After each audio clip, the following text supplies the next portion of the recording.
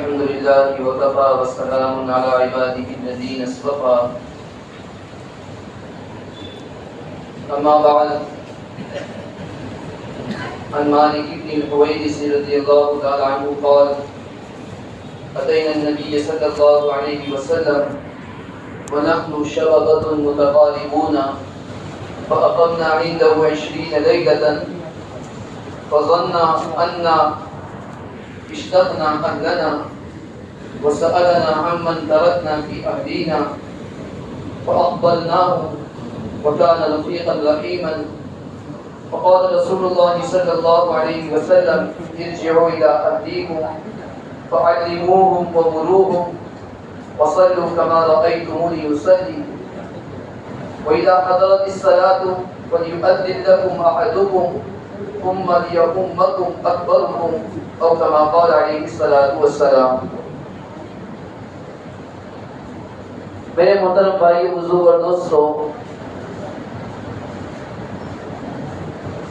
2 ہفتہ پہلے بھی آپ کے سامنے یہی حدیث پڑھی تھی، اور اس حدیث میں نبی علیہ الصلوۃ والسلام ہم سب کو کیا سبق دینا چاہتے ہیں، اس سلسلے میں کچھ باتیں بھی میں نے پہلے عرض کی تھی. حضرت مالک بن حویرث رضی اللہ تعالیٰ عنہ نبی علیہ الصلوۃ والسلام کے صحابی ہیں. وہ فرماتے ہیں کہ ہم نبی علیہ الصلوۃ والسلام کی خدمت میں آئے، وَنَحْنُ شَبَابَةٌ مُتَقَارِبُونَ، ہم چند نوجوان آدمی تھے، تقریباً سب ہم عمری تھے. فَأَقَمْنَا عِنْدَهُ 20 لَيْلَةً، ہم نبی علیہ الصلوۃ والسلام کے پاس 20 دن تک رہے. میں نے پہلے بھی عرض کیا تھا کہ اس روایت سے ایک بات یہ معلوم ہوتی ہے کہ علم دین حاصل کرنے کے لیے کسی کی صحبت اختیار کرنا چاہیے، کسی کے پاس جانا چاہیے. علم دین حاصل کرنے کے جہاں بہت سارے ذرائع ہیں، اس میں ایک ذریعہ یہ بھی ہے کہ آدمی کچھ حاصل کرنا چاہے تو کسی کی جوتیاں سیدھی کرنا پڑے گا. آدمی کسی کی صحبت میں رہے گا، اس کے رات دن کے اعمال کو دیکھے گا، اس کے ذریعے بھی اللہ تعالیٰ اس کی صحبت میں برکت سے اللہ تعالیٰ علم دین عطا فرمائے گا. اور دیکھو روایت میں جو الفاظ استعمال فرمائے ہیں، مالک بن حویرث رضی اللہ عنہ یوں فرمانے وَنَحْنُ شَبَابَةٌ مُتَقَارِبُونَ، ہم سب نوجوان تھے. معلوم ہوا علم دین حاصل کرنا، دین کی کچھ دین باتیں حاصل کرنا اسی بوڑھوں کا کام نہیں، جوانوں کا کام ہے. جوانوں کو چاہیے اہل اللہ کی صحبت میں جائے، اہل اللہ کے پاس بیٹھے، علماء کے پاس جائے، علماء کی صحبت میں بیٹھے. حضرت مالک بن حویرث رضی اللہ عنہ فرماتے ہم تقریباً نبی علیہ الصلوۃ والسلام کی خدمت میں 20 دن رہے. نبی علیہ الصلوۃ والسلام نے محسوس کیا کہ ان لوگوں کو اپنا گھر یاد آ رہا ہے. یہ صحابی فرماتے تھے کہ ہم میں سے کچھ لوگ شادی شدہ بھی تھے، ہمارے دل میں اپنے اہل و عیال سے ملنے کی خواہش پیدا ہوئی. نبی علیہ السلام نے پانپ لیا، نبی علیہ السلام نے جان لیا. اور نبی علیہ السلام نے ہم سے پوچھا کہ آپ لوگ اپنے پیچھے کس کو چھوڑ کر آئے ہو؟ ہم نے بتایا. تو نبی علیہ الصلوۃ والسلام تو ایسے بھی رفیقا رحیما، بہت زیادہ مہربان، بہت زیادہ رحم کرنے والے تھے، بہت زیادہ شفقت کرنے والے تھے. اس کے ذریعے ایک بات اور بھی معلوم ہوئی کہ جو معلم ہوتا ہے، پڑھانے والا ہوتا ہے، استاد ہوتا ہے، امیر صاحب ہوتے ہیں، جن کے پاس لوگ دین کی باتیں سیکھنے کے لیے آتے ہیں، انہیں بہت زیادہ مہربانی اور شفقت کے ساتھ اپنے پاس آنے والے طلباء کو، اپنے پاس آنے والے لوگوں کو بہت محبت اور شفقت کے ساتھ دین کی تعلیم دینا چاہیے. جیسا اپنے آدمی اپنے بیٹے کے ساتھ، اپنی بیٹی کے ساتھ محبت کے ساتھ، شفقت کے ساتھ تعلیم دیتا ہے. ایک استاد کی ذمہ داری ایک تعلیم ایک امیر صاحب کی ذمہ داری، ایک گھر کے بڑے کی ذمہ داری ہے، لوگ اس کے پاس دین سیکھنے کے لیے آئے، اس کے ساتھ پیار کے ساتھ محبت کے ساتھ دین کی تعلیم دے۔ یاد آ گیا حضرت موسیٰ علیہ السلام، حضرت ہارون علیہ السلام، اللہ کی جلیل القدر نبی ہے۔ فرعون اس وقت روئے زمین پر اللہ کا سب سے بڑا دشمن، اس وقت کے نبی کا سب سے بڑا دشمن، اپنے آپ کے لیے رب کا دعویٰ کرنے والا، وہ تو کہتا تھا ربکم الاعلی، میں تمہارا سب سے بڑا رب ہوں۔ موسیٰ علیہ السلام کے خلاف وارنٹ جاری ہو چکا ہے کہ ان کو پکڑو، ان کو گرفتار کرو، ان کو قتل کر دو۔ لیکن اللہ تبارک و تعالیٰ موسیٰ علیہ السلام کو کہہ رہے موسیٰ اذهب الى فرعون انه طغى۔ موسیٰ علیہ السلام نے اللہ کے حضور عرض کیا اللہ میری زبان میں لکنت ہے، آپ میرے ساتھ میرے بھائی ہارون کو بھیج دیجئے، میرے ساتھ کر دیجئے۔ اللہ تعالیٰ نے کہا ٹھیک ہے تم دونوں جاؤ، اذهبا تم دونوں جاؤ فرعون کے پاس۔ دو نبیوں کو موسیٰ علیہ السلام اور ان کے بھائی کو بھیج دے، لیکن اللہ تعالیٰ نے قرآن میں کیا لفظ استعمال فرمایا؟ اللہ تعالیٰ نے فرمایا فَقُولَا لَهُ قَوْلًا لَيِّنًا لَعَلَّهُ يَتَذَكَّرُ أَوْ يَخْشَىٰ۔ تم دونوں جا رہے ہو تو نبی سے بات کرنا قَوْلًا لَيِّنًا۔ دیکھو اللہ تعالیٰ چاہتے تو موسیٰ علیہ السلام کو کہہ سکتے تھے کہ اب تم جا رہے ہو اپنے بھائی کو لے کر تھوڑا سختی سے بات کرنا، نہیں، حالانکہ اس وقت اللہ تعالیٰ کا سب سے بڑا دشمن، رب کا دعویٰ کرنے والا، بنی اسرائیل پر ظلم کرنے والا، موسیٰ علیہ السلام کے خلاف سازشیں کرنے والا تھا، لیکن اللہ تعالیٰ اپنے نبی کو بھیج رہے تو ساتھ میں کہہ رہے کہ دونوں کو کہا تم دونوں جاتے ہوئے یاد رکھنا قولا لینا، نرم بات کرنا، نبی سے پیش آنا۔ کیا فائدہ بیان کیا؟ لعلہ یتذکر و یخشی، ہو سکتا ہے آپ نبی سے بات کریں گے وہ کچھ نصیحت حاصل کر لے گا یا کم سے کم اللہ تعالیٰ سے ڈرنے والا ہو جائے گا۔ دین کی تعلیم دینے والوں کے لیے، دین کا سبق سکھانے والوں کے لیے، ایک معلم کے لیے، ایک پڑھانے والے کے لیے ایک بہت اچھی تعلیم دی کہ رحمت کے ساتھ، محبت کے ساتھ، پیار کے ساتھ، شفقت کے ساتھ تعلیم دینا۔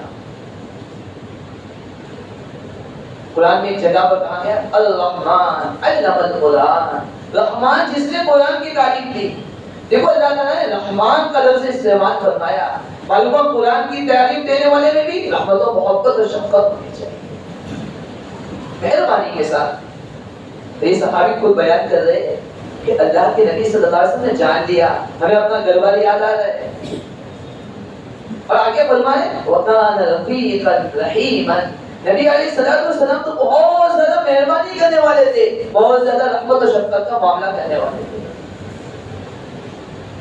نبی علیہ السلام نے جب دیکھا کہ ان کو غریبان یاد آ رہا ہے، آپ علیہ السلام نے فرمایا ارجعوا الی اہلیکم، جاؤ تم اپنے گھر والوں کے پاس جاؤ، اپنے عیال کے پاس جاؤ۔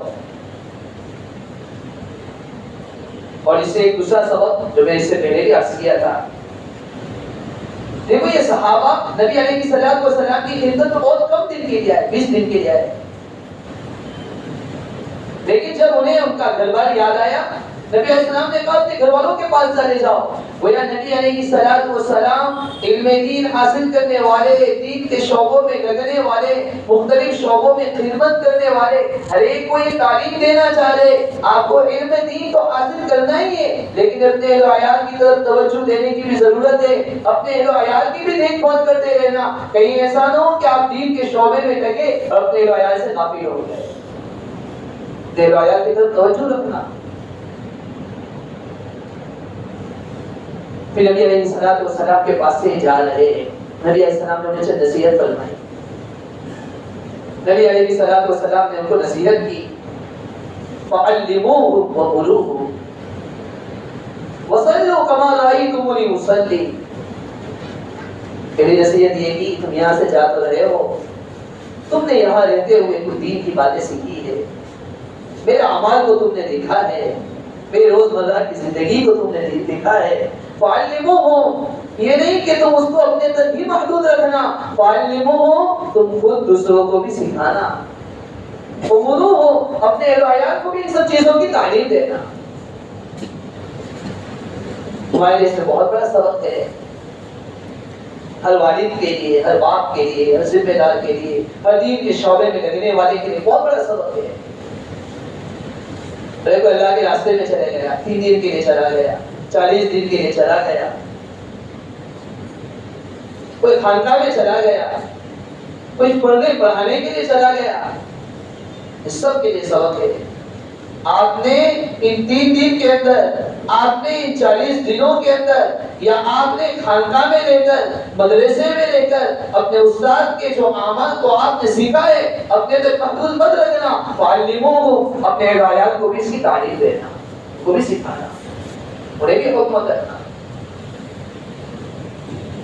آج اس سے بھی بڑی کوتاہی ہے. باپ کو دیکھو تو دین کا دعوے دار ہے، دین کی خدمت میں لگا ہوا ہے، اور اپنے اہل و عیال کے سلسلے میں غافل ہے.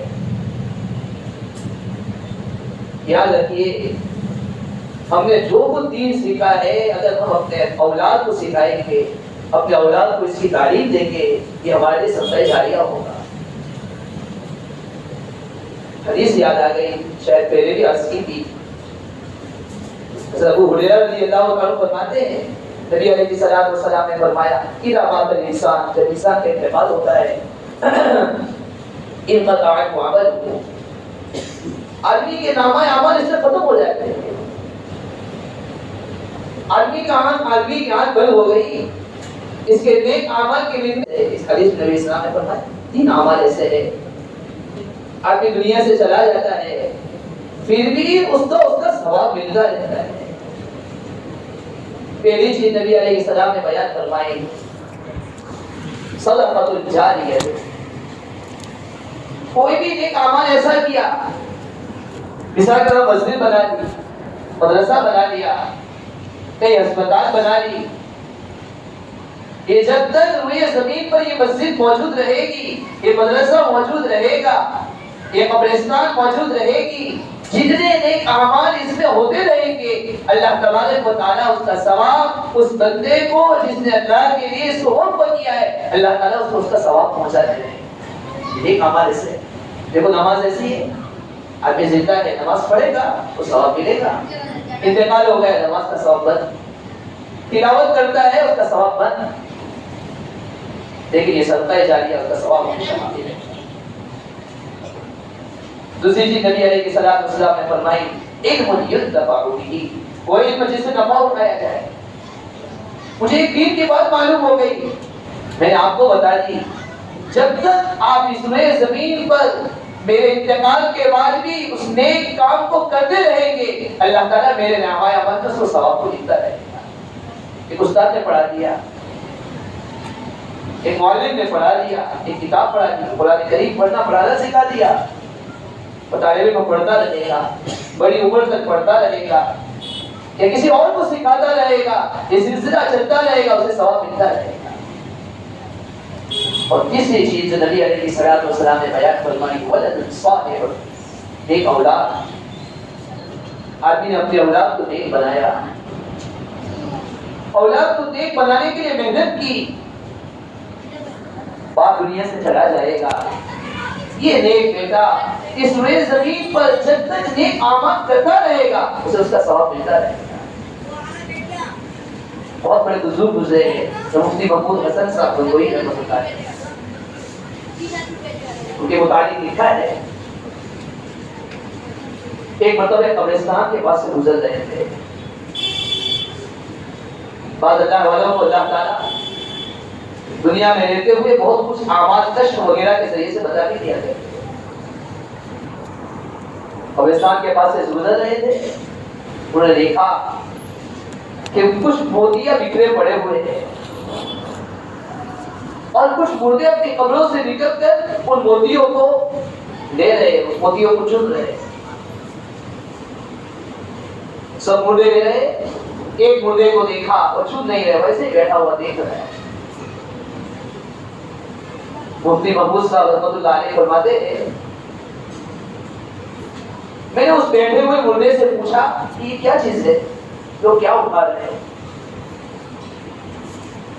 اس بندے نے کہا کہ یہ جو موتی پہ پڑے ہوئے ہیں یہ وہ چیز ہے، وہ ثواب ہے جو زندہ لوگوں نے اپنے اپنے مردوں کے لیے پہنچایا ہے اور ان کے لیے اشارے ثواب کیا ہے. یہ سب کے سب اس ثواب کو، اس اعمال کو چن رہے ہیں. ایسا فرماتے میں نے اس بندے سے پوچھا کہ سب موتیوں کو چن رہے ہیں، آپ کی موتی کو چن نہیں رہے.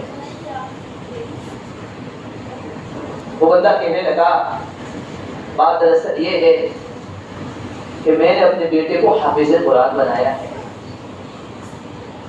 میرا بیٹا روزانہ ایک قرآن کریم ختم کرتا ہے اور مجھے اس کا ثواب پہنچاتا رہتا ہے اور مجھے دوسروں کے ثواب کی کوئی ضرورت نہیں ہے. میرا بیٹا روزانہ قرآن کریم مجھے ثواب پہنچانے کی نیت سے پڑھتا ہے اور اس کا ثواب خصوصی طور پر مجھے پہنچتا رہتا ہے. مجھے کسی اور کے ثواب کی ضرورت نہیں ہے، اس لیے مجھے موتیوں کو چننے اور انتخاب کرنے کی کوئی ضرورت نہیں. مفتی صاحب فرماتے نے اس بندے سے پوچھا کہ آپ کے بیٹے کا نام کیا ہے، وہ کیا کرتا ہے، کہاں پر رہتا ہے؟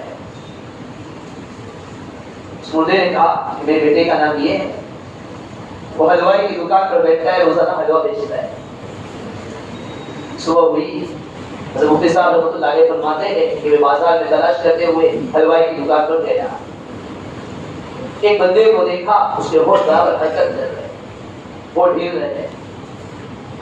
میں نے پوچھا کہ آپ کے ہوٹھ کیوں اتنے حرکت کرتے ہیں، کیوں ہل رہے؟ وہ کہنے لگا کہ میرے والد نے مجھے حافظ قرآن بنایا ہے. میں روزانہ ایک قرآن کریم پڑھتا ہوں اور اپنے والد کے لیے سارے ثواب کرتا ہوں، اس کو ثواب پہنچاتا ہوں. چند دن گزرے، حضرت مفتی صاحب رحمۃ اللہ علیہ فرماتے ہیں چند دن کے بعد میرا اس قبرستان کے پاس سے گزر ہوا. میں نے دیکھا کہ اسی طرح مردے باہر نکلے ہوئے ہیں اور کچھ موتیاں چن رہے ہیں. لیکن میں نے آج دیکھا کہ وہ بندہ جو پہلے آرام سے ٹیک لگا کر بیٹھا ہوا تھا موتیاں نہیں چن رہا تھا، آج اس بندے کو بھی میں نے دیکھا کہ وہ بندہ بھی موتیوں کو چن رہا ہے، موتیوں کو نکال رہا ہے. سمجھ میں نہیں آیا. میں نے پوچھا کہ کیا؟ اس نے کہا بات دراصل یہ ہے کہ میرے بیٹے کو میں نے حافظ قرآن بنایا تھا، وہ روزانہ قرآن کریم پڑھ کر اس کا ثواب مجھے پہنچایا کرتا تھا، لیکن آج اس کا انتقال ہو چکا ہے. اب اس کا انتقال ہو اس لیے میں موتیوں کا انتخاب کر رہا ہوں، موتیوں کو چن رہا ہوں. حضرت فرماتے ہیں صبح ہوئی، میں پھر حلوائی کی دکان پر جا کر دیکھا اور لوگوں سے معلوم کیا، پتا چلا کہ اس بیٹے کا انتقال ہو چکا تھا.